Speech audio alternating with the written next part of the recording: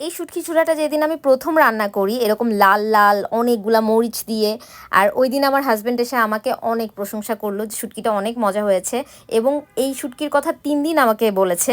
তো আমি বুঝতে পারলাম তার অনেক পছন্দ হয়েছে। এই শুটকি ঝুড়াটা দিয়ে কিন্তু গরম গরম 1 প্লেট ভাত অনায়াসে খেয়ে নেওয়া যায়। এখানে আমি অনেকগুলা লইট্টা শুটকি ইউজ করেছি, আর এটাকে প্রথমেই আমি লবণ আর গরম পানি দিয়ে ভালো করে ধুয়ে নিয়েছি।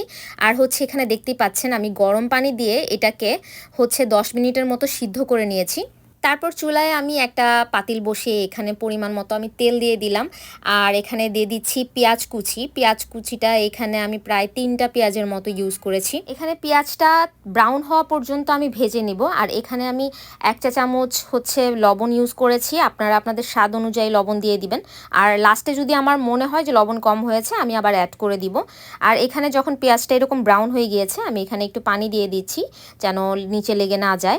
এরপর আমি একে একে মশলা দিয়ে দিব। এখানে আমি 1.5 চা চামচের মতো রসুন বাটা দিয়েছি, আর 3 চা চামচ মরিচ গুঁড়ো দিয়েছি। আমি একটু ঝাল বেশি খাই, এই জন্য আমি ঝালটা একটু বেশিই দিই। আর আপনারা যদি ঝাল কম বেশি খান সেক্ষেত্রে আপনাদের টেস্ট অনুযায়ী দিয়ে দিবেন। আমি এখানে 1 চা চামচ হলুদ গুঁড়ো দিয়েছি, 1 চা চামচ ধনিয়া গুঁড়ো দিয়েছি। এই সবগুলা দিয়ে এখানে ভালো করে আমি মশলাটাকে কষিয়ে নিব, এবং মশলাটা আমি অনেকক্ষণ যাবত কষাই। আমি একটু একটু করে পানি দিই, তারপর ভালো করে কষিয়ে নিই। এই যে দেখতে পাচ্ছেন যে এরকম যখন কষা কষা একদম হয়ে যাবে, মানে মশলার স্মেলটা চলে যাবে, তখনই বুঝতে পারবেন মশলা কষানো হয়ে গিয়েছে।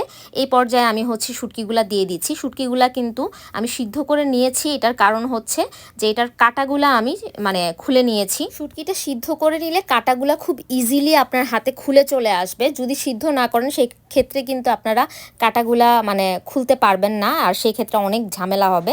তো সেই ক্ষেত্রে অবশ্যই কাঁটাগুলা বেছে নেবেন। আর দেখতে পাচ্ছেন মশলাটার মধ্যে আমি শুটকিগুলা খুব ভালো করে ভেজে নিচ্ছি, এটা পানি দেওয়ার আগ পর্যন্ত। যখন দেখবেন শুটকিটা দিয়েও কষানো হয়ে গিয়েছে তখন আমি একটু পরিমাণ মতো পানি দিয়ে দিব। পানি দিয়ে এটাকে আমি 10 মিনিটের জন্য ঢেকে দিব। 10 মিনিট পর এসে যখন আপনি দেখবেন তেলটা এরকম উপরে উঠে চলে এসেছে শুটকি, তখন বুঝবেন যে একদম পারফেক্ট। এটা তেলের উপরেই হবে, এটা ঝোল ঝোল থাকবে না। আর এই পর্যায়ে আমি কাঁচামরিচ কুচি দিয়ে দিব, আপনার যতটুকু ঝাল খান সেই অনুযায়ী কাঁচামরিচ দিবেন। এই টাইমে আবার অনেকেই ধনিয়া পাতা ইউজ করে থাকে। আমি ধনিয়া পাতা শুটকিতে ইউজ করি না, আমার কাছে ধনিয়া পাতার স্মেলটা আসলে শুটকির সাথে যায় না, এটা আমার মনে হয়। দেখতে পাচ্ছেন এখানে দেখতে কত সুন্দর দেখা যাচ্ছে, শুটকিটা একদম তেল তেল উপরে ভেসে উঠেছে। এই পর্যায়ে আমি বাটিতে তুলে নিব, এবং আমি আপনাদের সাথে গরম ভাতের সাথে সার্ভ করে দেখাবো যে এটা দেখতে কতটা লোভনীয় লাগে। খেতে আপনারা বাসায় বানিয়ে খেলেই বুঝতে পারবেন যে কতটা মজা খেতে। এই লইট্টা শুটকি বা চ্যাপা শুটকি বা চ্যাপা মাছ এইগুলা যত বেশি ঝাল হয় তত বেশি মজা। যারা আসলে ঝাল লাভার তারাই আসলে এই জাতীয় জিনিসগুলা পছন্দ করে।